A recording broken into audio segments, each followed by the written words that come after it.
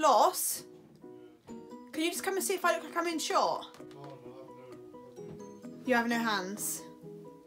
Hi guys, today I thought I'd do a quick Q&A. You guys have left some questions in the comments on my previous videos, so I just thought I'd answer a few of them for you. So jumping straight into the first question, I've got my laptop here that's got the questions on. So it is, what happened? Is you in shot or not? Yeah, you can have a look. But I was in the middle of filming. I can't see your face, but the black thing is itchy centre, so yeah. Okay. Sorry. Thanks.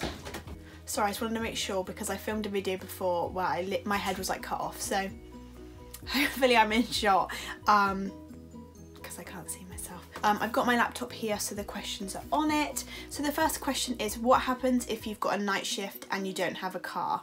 So I don't know how far away your placement is, you haven't actually said, but I'm thinking, well, first of all, are there buses that are running? I know in Oxford buses run up till like 9 o'clock at night and then they start at 6 o'clock in the morning, or even earlier sometimes. So you can definitely always get a bus to placement. If it's not too far, you could probably walk, or what I tend to do when it's not really miserable outside is I cycle. So it normally takes about 30 to 40 minutes walking to my placement, but if I cycle it takes about 10 minutes. So that's something you could do. Yeah, as I said, a bus, or I don't know about other universities, but my university covers the costs if your placement is quite far away. So my placement in second year was about 45-minute drive, and luckily I had a car, so I was able to drive myself, but a lot of students had to get the train there, and then they covered the costs or the expenses that you paid in petrol or train tickets. So that's something you could look into. But if you haven't got a car and you're worried about starting placement, normally the university campus is, or hopefully should be, near some hospitals. So if you kind of put that on your placement planning form, then they should kind of allocate placements that aren't too far away for you. And actually in our first year we weren't allowed to bring a car in general to the accommodation, so all of us had to get public transport to placement because we weren't allowed a car. Okay, so the second question is, how do you feel about being on the ward with COVID? And I'm not gonna lie, it is scary going into the ward knowing that there are COVID patients, but I know that I went into the degree wanting to help people and make them feel ease, and I know patients are feeling just the same, they're just as scared as you, so being able to be there for the patients is also a really nice way, and it kind of helps take your mind off the fact that they've got COVID as well. And obviously it's dependent on what COVID ward you're on, because not everybody with COVID is ventilated or drastically ill. They might have come in with a broken leg, but they're also positive. So it's just depending on what ward you're on to the severity of their COVID symptoms. It can be intense on the wards when patients are really, really ill, and obviously it's exhausting, taking off your mask, taking off your apron. During level 2 PPE you get really hot, and it's just very full on. So making sure that you have more breaks if you are in a level 2 PPE area. Just making sure you look after yourself really, you know, if you're struggling, talk to your mentor.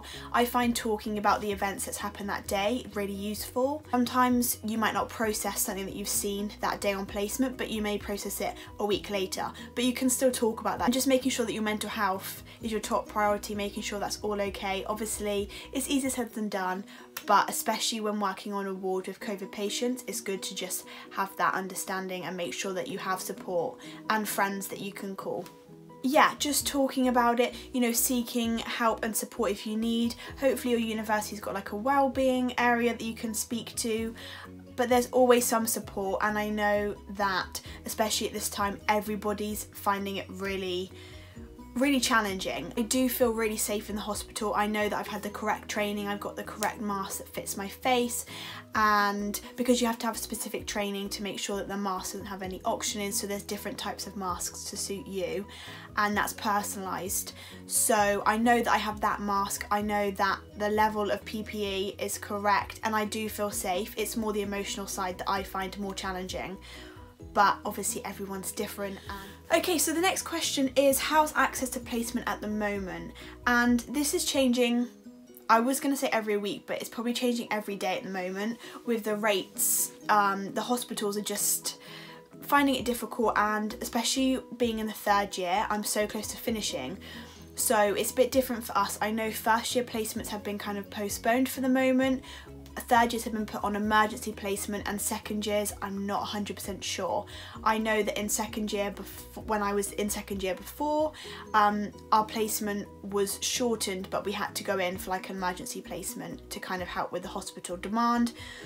But it just depends, and obviously if you're high risk then you can't go into placement, but you do a risk assessment form before you start your placement, so making sure that you are safe and that you are able to go in. And also, going into placement isn't compulsory at the moment, so I've opted in to go into placement onto the wards with COVID patients, or just any ward where they need me at the moment. But you can opt out, and there's no shame in opting out. There's no, no one's going to judge you. It just means that you are doing your year a bit differently to other students, but it all works out in the end. So the next question is, do you have essays alongside placement? And yes, we do, which is not the easiest, because you come in for a long day of work, you don't want to be doing your essays, and on your days off you want to be like chilling, you don't want to be doing work, but that is the reality. You are doing a degree as well as placement. So yes, the short answer is you do have essays alongside it, but I know that they try and avoid that as much as they can. There is a bit of a lap over, but most of the time our essays will be in the theory block when we're not on placement. And that's what I found with my university. As I said, each university course is a bit different with nursing, but yeah, you do have essays alongside it. And it's just being able to manage it, making sure that you are setting your time correctly, making sure that on your days off you're having a rest, but also you're doing a bit of work, and just juggling it really. Making a timetable if you need to, whatever works for you to get that essay done, but also have a little bit of a break as well, because as I keep saying, your mental health whilst you're on placement is so important. And if you are struggling, seek support, and hopefully your lecturers will reply to your emails. Right, the last question I'm going to answer is, do you get a choice to wear uniform or scrubs? So I know in A&E they have scrubs and they just look so cosy, it's literally like pyjamas, but no, we don't get a choice. We have to wear our tunics and trousers, or a dress. So we get, I think it's 2 dresses and 2 tunics and trousers, and you just alternate, because obviously you've got to wash them after every placement.